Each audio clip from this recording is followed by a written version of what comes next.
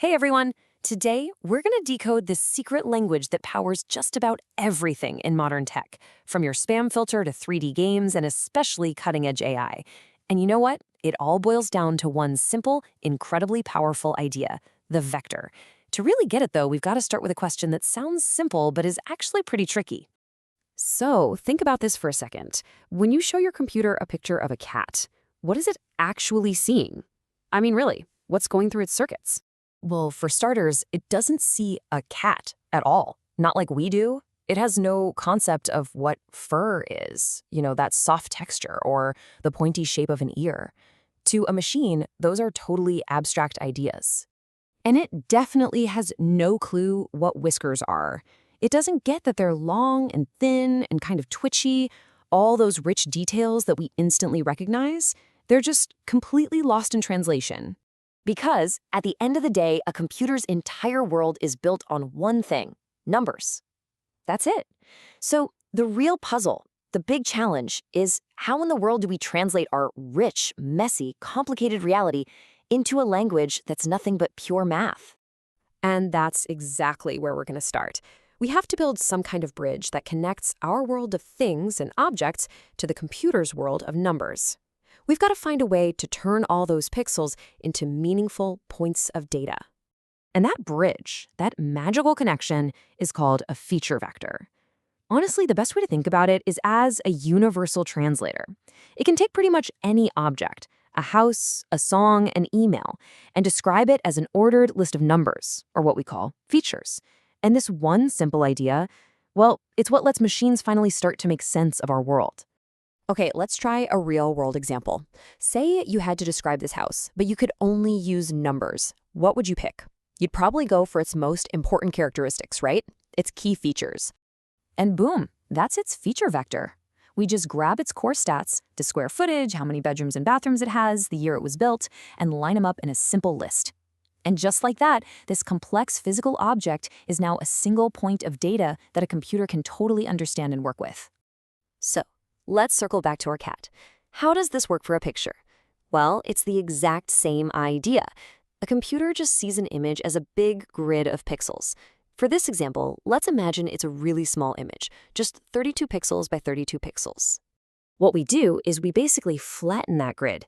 We take each row of pixels and lay them out end to end, creating one super long list. Every pixel's color gets turned into a number. For our tiny little image, that creates a vector with 1,024 numbers in it, a 1,024-dimensional vector.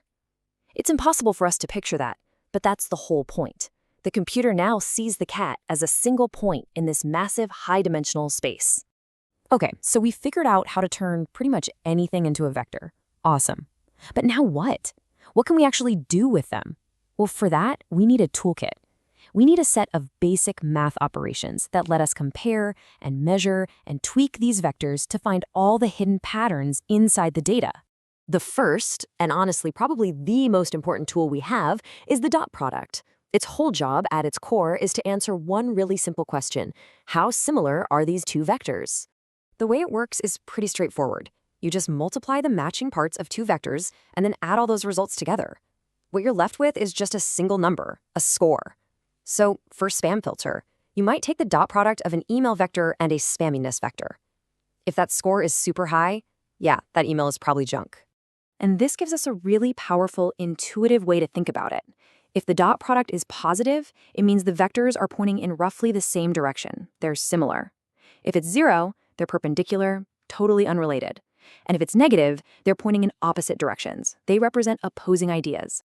All right, our next tool is way simpler, but don't let that fool you. This is the engine of machine learning. It's vector addition, and it's how a model actually adapts and gets smarter. You literally just add the matching numbers from two vectors. So in machine learning, if a model gets something wrong, we can calculate an error vector that shows how it was wrong. Then we just add a little piece of that error vector to the model's main knowledge vector.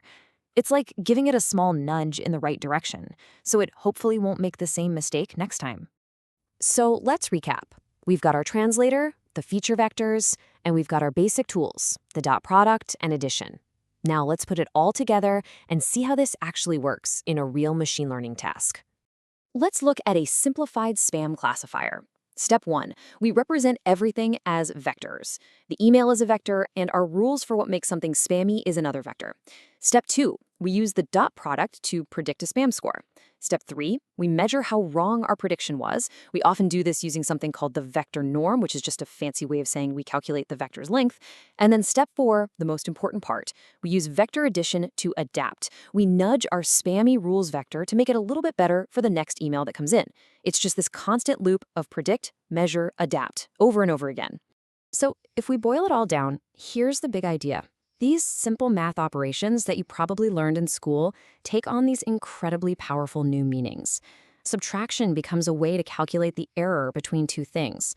The dot product becomes a way to measure their similarity, and the L2 norm tells us the magnitude of that error. This is the fundamental machinery behind how machines learn. It's that simple and that powerful. Now, here's what's truly mind-blowing. This whole language of vectors, it isn't just for sorting emails or finding cats in photos. It's a fundamental concept that describes the physics of the world all around us. I mean, just look at how widespread this is. In physics, vectors are force, velocity, acceleration. In computer graphics, they're what make light bounce off a 3D model in a realistic way. In robotics, they're what allow a robot to navigate a room. And of course, in AI, they are literally the fabric of how a system understands language or images. It is, for sure, a universal language. So when you really think about it, we found a way to translate almost any piece of information in the entire universe into this one common mathematical language. And that leaves us with a really fascinating final thought to chew on. If anything can be turned into a vector, what incredible, undiscovered patterns in medicine or finance, or maybe even in art, are just sitting there, waiting for us to find them?